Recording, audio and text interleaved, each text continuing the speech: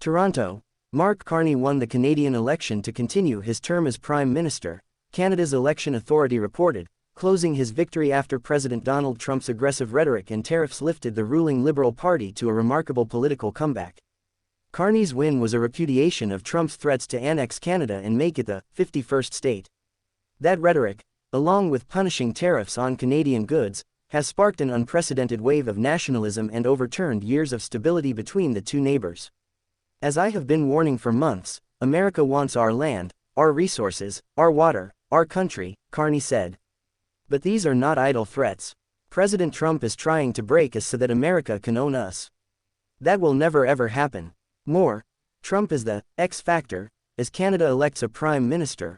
Our old relationship with the United States, a relationship based on steadily increasing integration, is over, Carney said in a victory speech in Ottawa.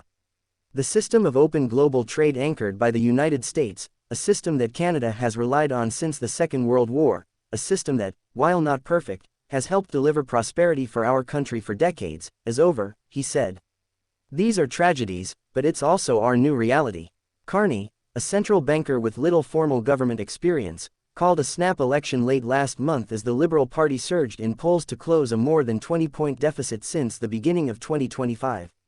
With almost all votes counted on April 29, results from Elections Canada showed the Liberals had won 168 electoral districts, followed by the Conservatives with 144. Conservative leader Pierre Poilievre, who just 3 months ago had looked certain to sweep the polls, lost his seat in the Ontario district of Carleton to Liberal Bruce Fanjoy. The Liberals, who have been in power for more than 9 years, were 20 percentage points behind in surveys in January before the unpopular Justin Trudeau announced he was quitting as Prime Minister and Trump started threatening tariffs and annexation. It was the anybody but conservative factor, it was the Trump tariff factor, and then it was the Trudeau departure, which enabled a lot of left-of-center voters and traditional Liberal voters to come back to the party, said Shachi Kurl, president of the Angus Reid Institute polling firm. Despite the gains, the Liberals will not gain the outright majority that Carney had sought to help him negotiate with Trump on the tariffs threatening Canada's economy. They needed 172 of the House of Commons' 343 seats to be able to rule without the support of a smaller party. Carney said the coming months would be challenging and require sacrifices. Poilievre conceded defeat and said his party would continue to hold the government to account. Kudos from Europe. European Commission President Ursula von der Leyen and British Prime Minister Keir Starmer congratulated Carney. The bond between Europe and Canada is strong, and growing stronger, von der Leyen said. I look forward to working closely together, both bilaterally and within the G7. We'll defend our shared democratic values, promote multilateralism, and champion free and fair trade. Starmer said he looked forward to Carney's leadership on international issues, and to continuing to work closely on defense, security, trade and investment. Carney had promised a tough approach to Washington's import tariffs and said Canada would need to spend billions to reduce its reliance on the U.S. But the right-of-center Conservatives showed unexpected strength. Minority governments in Canada rarely last longer than 2–half a year.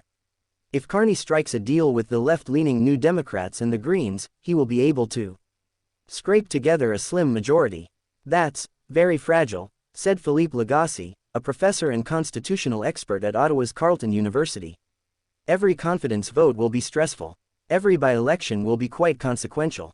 Trump's threats spurred a wave of patriotism that boosted support for Carney, a political newcomer who had previously led the Canadian and British central banks. Trump re-emerged as a campaign factor last week, declaring that he might raise a 25% tariff on Canadian-made cars because the U.S. did not want them.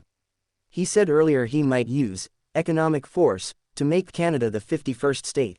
Carney has argued that his experience handling economic issues makes him the best leader to deal with Trump, while Poilievre tapped into concerns about the cost of living, crime and a housing crisis. Poilievre was endorsed by billionaire Trump advisor Elon Musk. Trump, in a social media post on Monday, reiterated his call for Canada to become the 51st state. Good luck to the great people of Canada, he said. Elect the man who has the strength and wisdom to cut your taxes in half, increase your military power, for free, to the highest level in the world, have your car, steel, aluminum, lumber, energy, and all other businesses quadruple in size, with zero tariffs or taxes, if Canada becomes the cherished 51st state of the United States of America. No more artificially drawn line from many years ago. Tensions with the US caused supporters of two smaller parties, the left-leaning New Democratic Party and the separatist Bloc Québécois, to shift to the Liberals. NDP leader Jagmeet Singh conceded defeat in his own district and said he planned to quit as party leader. The Liberals have now won 4 consecutive elections twice, the last time being in 2004.